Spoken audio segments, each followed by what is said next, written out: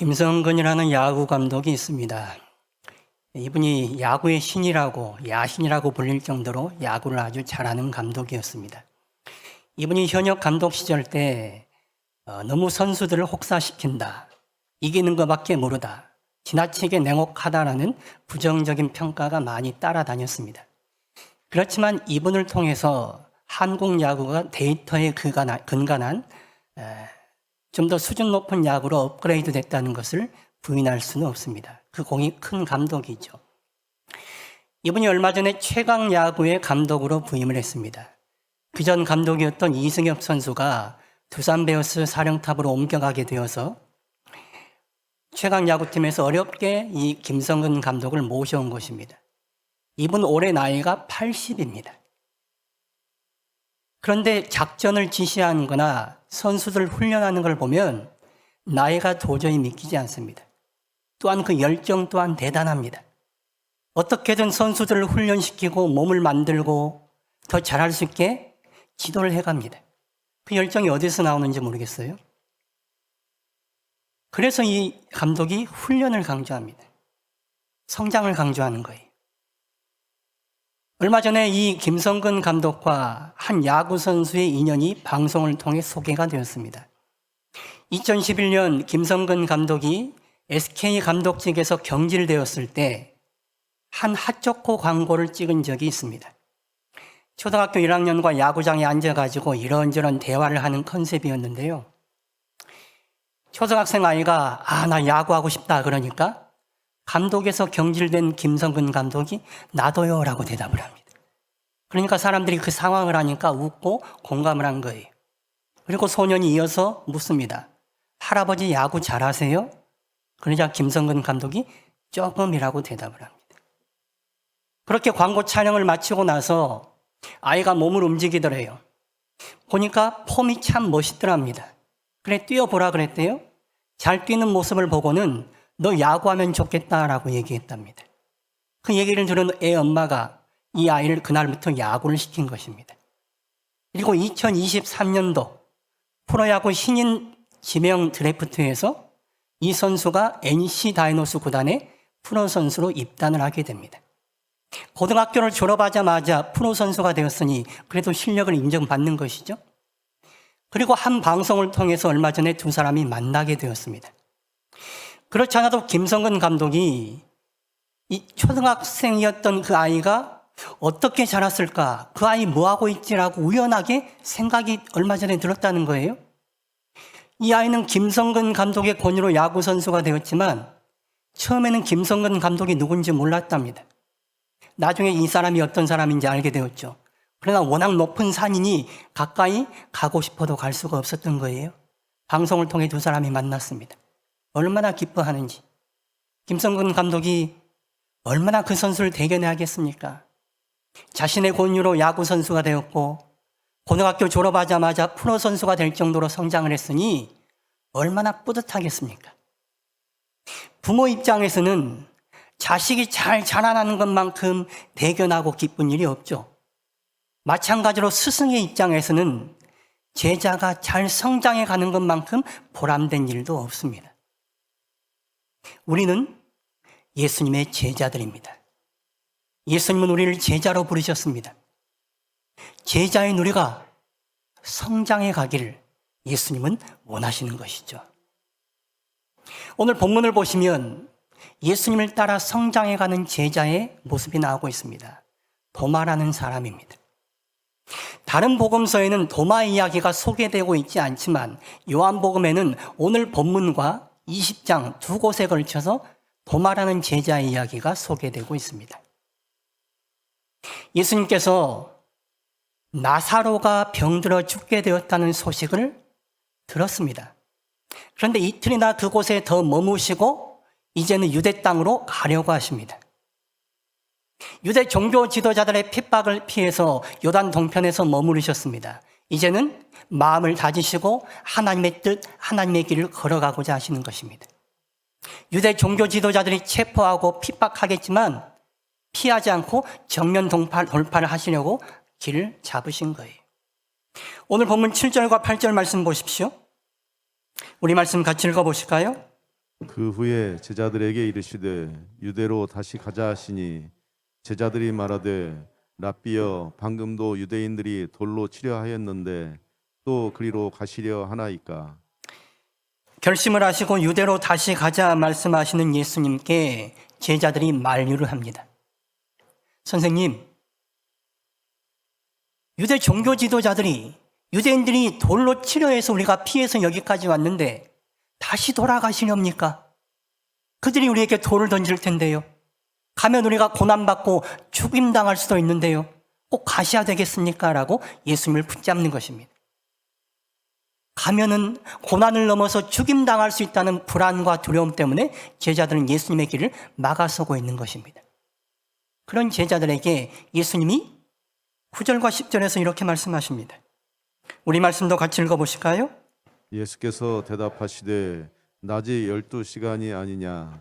사람이 낮에 다니면 이 세상에 빛을 보므로 실족하지 아니하고 밤에 다니면 빛이 그 사람 안에 없는 고로 실족하느니라. 낮에 길을 갈 때는 빛이 있어서 걸려 넘어지지 않는 것 아니냐. 너희가 염려하지만 빛인 내가 너희와 함께 있으니 염려하지 말라는 거예요. 너희에게 별 어려움 없을 것이니 나를 믿고 나와 함께 가자라고 제자들을 권면하고 있는 것입니다. 예수님을 따라 길을 나서는 것 위험하고 어려울 수 있습니다. 손해보는 일일 수 있습니다. 목숨까지도 내어놓아야 할 수도 있습니다. 그러나 빛이신 예수님이 함께 하시면 우리는 예수님과 함께 예수님을 따라 힘들더라도 어렵더라도 제자의 길을 걸어갈 수가 있는 것이죠. 예수님께서 이어서 말씀하십니다. 11절에 우리 친구 나사로가 잠들었도다. 그러나 내가 깨우러 가노라. 잠든 나사로를 깨우러 가자라고 말씀하십니다. 어느 시대, 어느 문화권에서나 잠들었다라는 말은 죽었다라는 말의 완곡적인 표현입니다. 우리 말에도 고인이 죽었다라는 표현 대신에 고인이 잠들었다라는 표현을 더 잘 쓰죠. 여기서 나사로가 잠들었다 하는 것은 나사로가 죽었다라는 것을 완곡하게 표현하는 어법입니다. 그런데 제자들은 예수님의 이 말씀을 이해하지 못했습니다. 죽었다는 말을 그저 수면을 취하고 있다라고만 생각했습니다. 12절과 13절 말씀 보십시오. 이 말씀도 같이 읽어보실까요? 제자들이 이르되 주여 잠들었으면 낫겠나이다 하더라. 예수는 그의 죽음을 가리켜 말씀하신 것이나 그들은 잠들어 쉬는 것을 가리켜 말씀하심인 줄 생각하는지라. 잠을 잘 자면 몸의 건강에 좋으니까, 잠이 보약이니까 병들어 있는 나사로가 잠을 잘 자면 그의 병이 낫겠나이다 라고 얘기하고 있는 겁니다. 무슨 소리입니까? 헛소리하고 있는 것입니다. 엉뚱한 소리 하고 있는 거예요. 예수님은 나사로가 죽었으니 그 죽은 나사로를 살리러 가자라고 말씀하시는데 제자들은 죽은 사람이 일어난다는 것 꿈에도 생각 못하고 있는 것이죠. 그래서 나사로가 진짜 잠을 잘 자고 있으면 그 사람이 이제 깨어내면 병에서 나와서 건강하게 일어나겠습니다라고 엉뚱한 소리 하고 있는 것입니다. 그런 제자들에게 예수님이 더 밝히 분명하게 말씀하시죠. 14절 보세요. 나사로가 죽었느니라. 죽은 나사로를 잠들었다라고 표현하고 있는데 예수님의 이 말씀을 제자들은 도통 이해하지 못했습니다. 어리석기 그지없는 사람들입니다. 제자들은 예수님의 말씀을 도무지 이해하지 못했습니다. 영적으로 무지하고 어두워서 그런 것입니다. 복음서를 보시면 제자들의 어리석고 영적으로 무지한 모습이 잘 나타나고 있습니다. 특별히 공관복음서는 제자들의 그런 어리석고 무지한 모습을 일부러 강조해서 부각시키고 있습니다. 요한복음은 일부러 그렇게 하고 있지는 않지만 어쩔 수 없이 어리석은 제자들의 모습이 오늘 본문에서 나타나고 있는 것입니다. 마가복음을 보시면 떡 5개와 물고기 2마리로 5,000명을 넘게 먹이신 오병이어의 사건이 나오고 있습니다. 이어서 떡 7개와 물고기 2마리로 4,000명을 넘게 먹이신 칠병이어의 사건도 이어서 나옵니다. 두 사건 후에 예수님이 제자들과 함께 배를 타고 갈릴리 호수를 건너가십니다. 그때 제자들이 깨달았습니다. 아, 우리가 떡을 안 챙겨왔구나. 떡을 안 챙겨와서 이제 배를 골게 생겼구나라고 걱정하고 있습니다. 그런 상황에서 예수님이 무슨 말씀을 하시느냐? 너희가 바리새인들과 헤롯의 누룩을 주의하라 라고 말씀하십니다. 누룩이라는 게 빵을 부풀리는 거잖아요. 그런 것처럼 너희가 바리새인들과 헤롯의 잘못된 생각과 가르침에 너희 마음에 그것이 들어가서 확산되지 않게 주의하라라는 의미로 말씀하셨어요. 그런데 제자들은 어떻게 이 말씀을 이해하느냐? 누룩이란 말을 듣고 우리가 빵을 가져오지 않은 것, 떡을 가져오지 않은 것을 예수님이 책망하시는구나라고 생각하고 있습니다. 그런 제자들을 보시면서 예수님이 이렇게 말씀하십니다. 마가복음 8장 17절과 18절 말씀, 이 말씀 같이 읽어보겠습니다.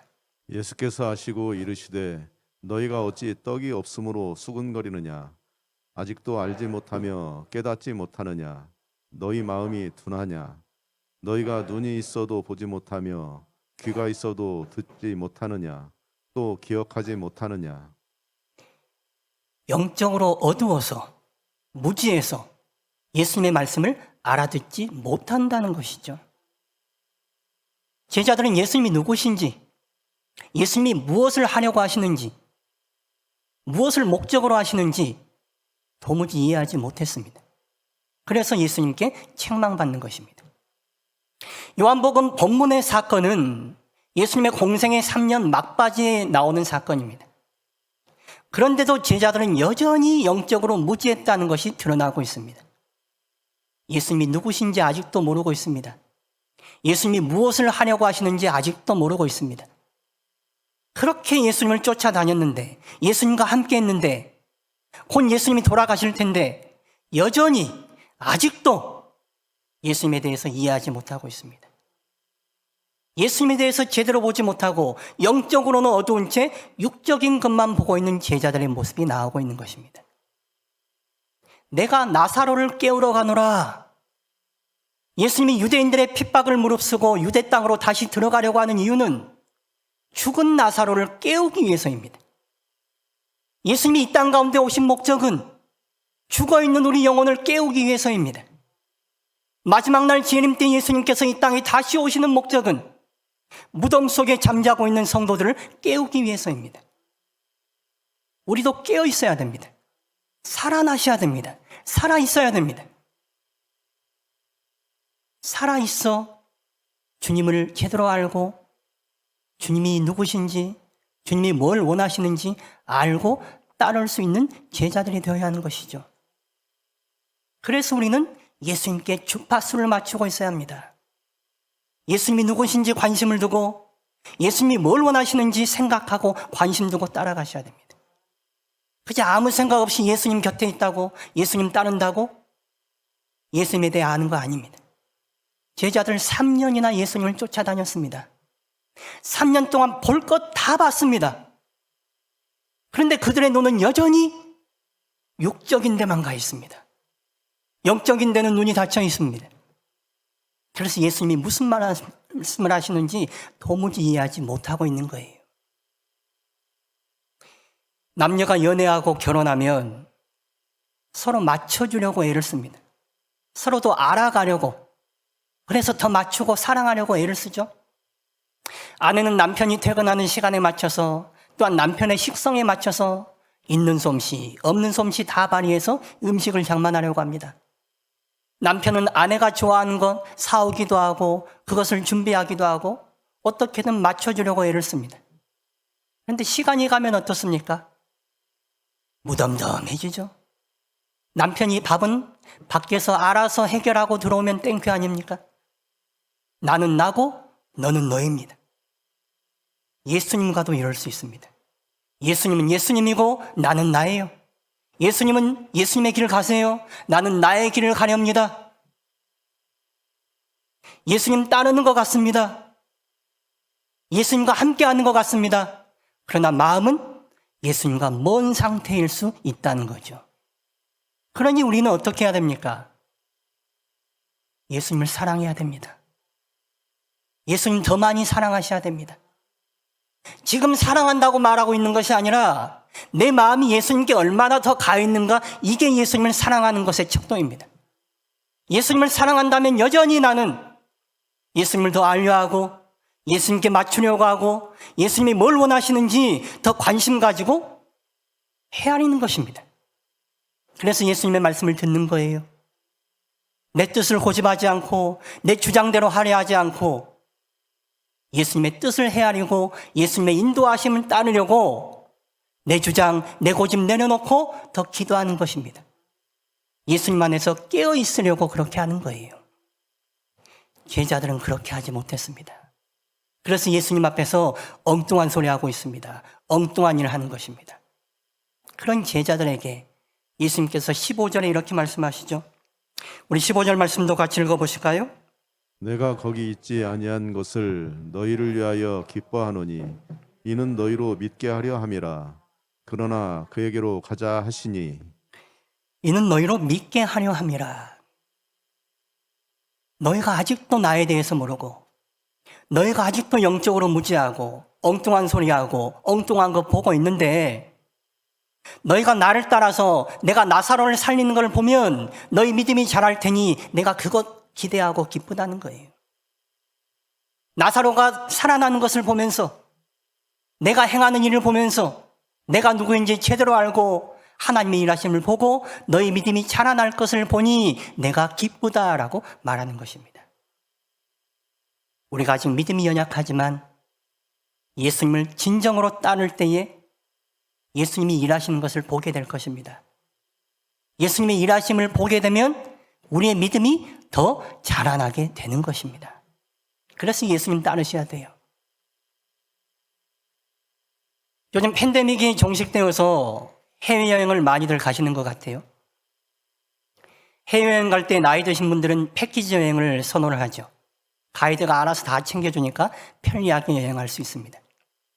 가이드가 있으면 일정도 이리저리 챙겨주니까 좋기도 하지만 유적지에 갔을 때 유적을 가이드가 설명을 해주면 그 유적이 더 잘 보입니다. 사람이 아는 만큼 보이잖아요.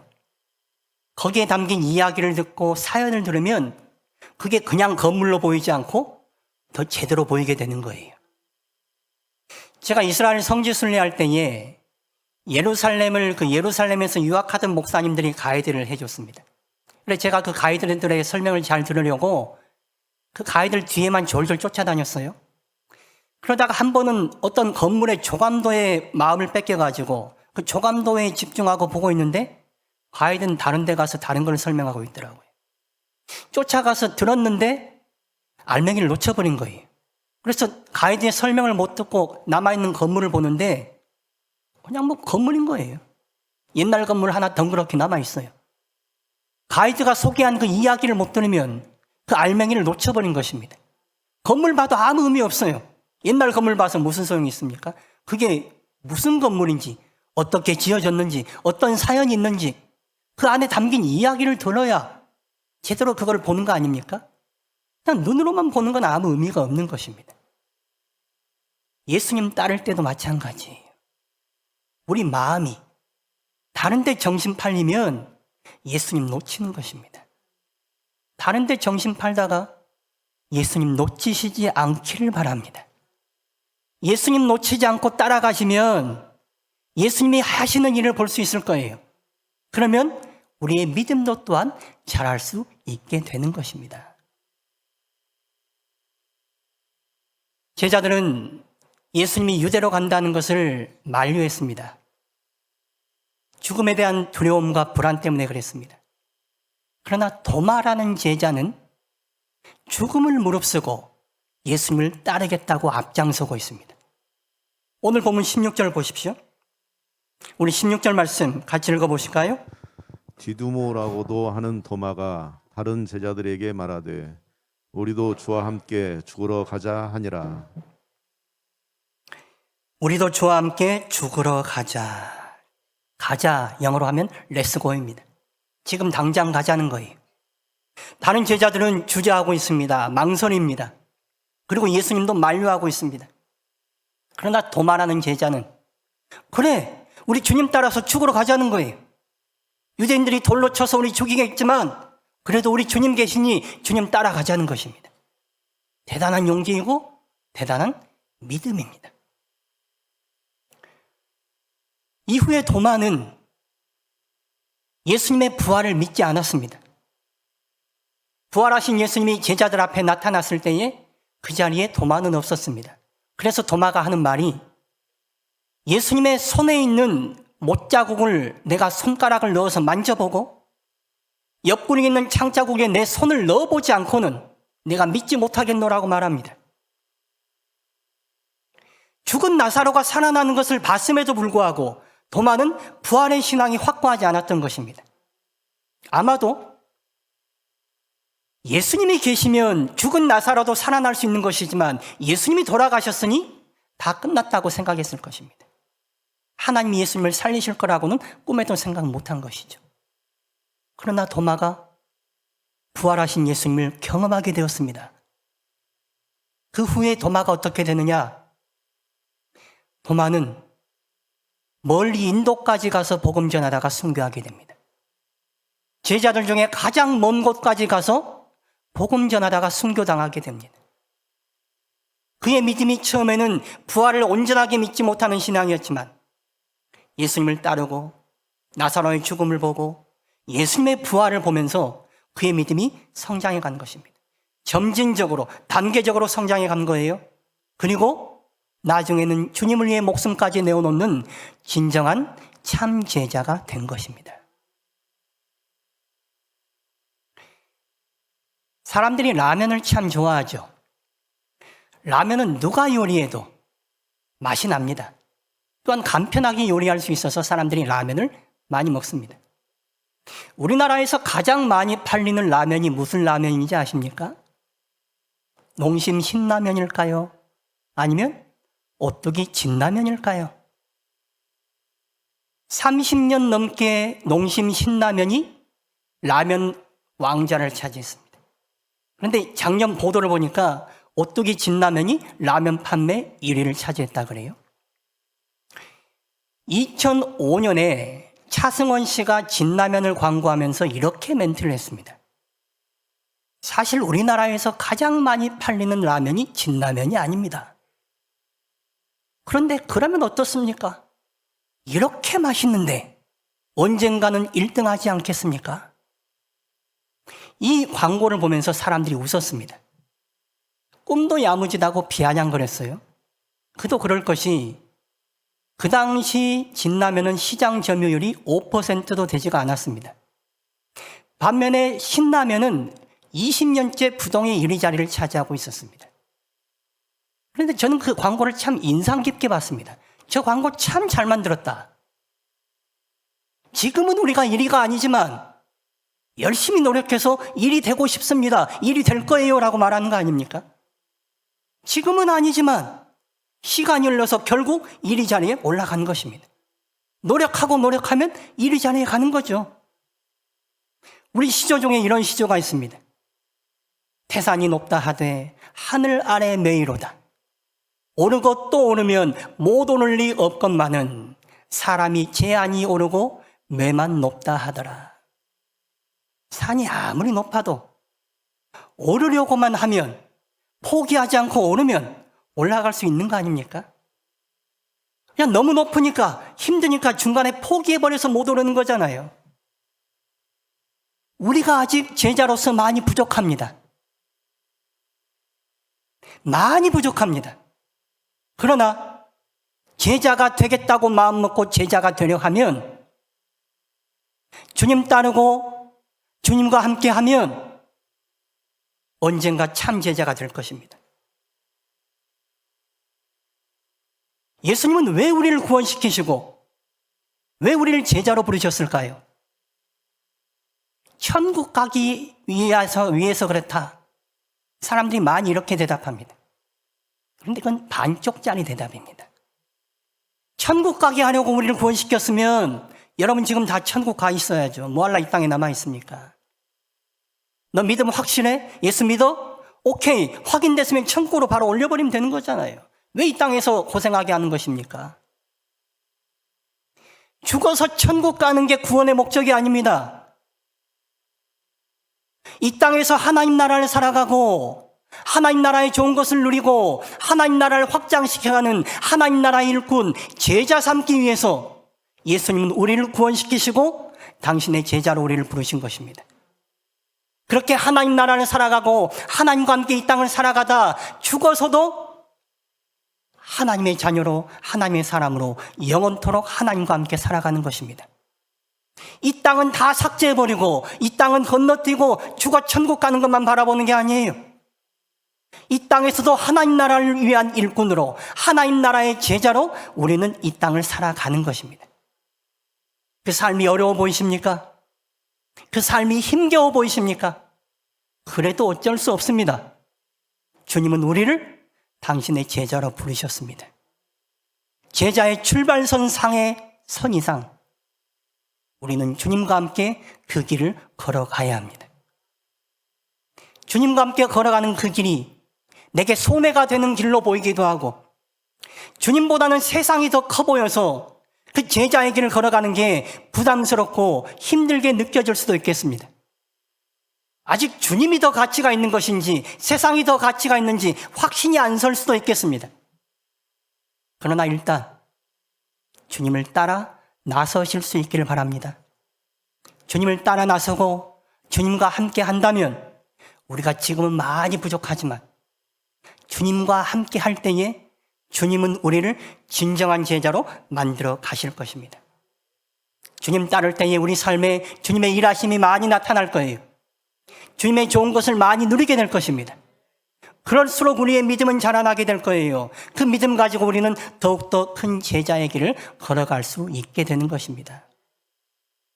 마태복음 10장 38절에서 39절 말씀, 우리 말씀 같이 읽어보실까요? 또 자기 십자가를 지고 나를 따르지 않는 자도 내게 합당하지 아니하니라. 자기 목숨을 얻는 자는 잃을 것이요 나를 위하여 자기 목숨을 잃는 자는 얻으리라. 예수님께서 우리에게 주신 십자가, 우리 각자에게 부여하신 십자가를 지고 우리는 주님을 따라야 합니다. 우리를 위해 살아가는 것이 아니라 주님을 위해 목숨까지도 내어놓고 살아가는 제자의 삶을 살아갈 때 우리는 죽음에서 끝나지 않습니다. 부활의 생명이 우리를 기다리고 있습니다. 제자는 죽음에서 끝나는 삶이 아니라 예수님과 함께 새로운 생명으로 살아가는 삶, 부활의 생명을 살아가는 사람들입니다. 오늘 본문 16절에서 도마가 말합니다. 우리도 주와 함께 죽으러 가자. 이때만 해도 도마는 부활신앙이 없었습니다.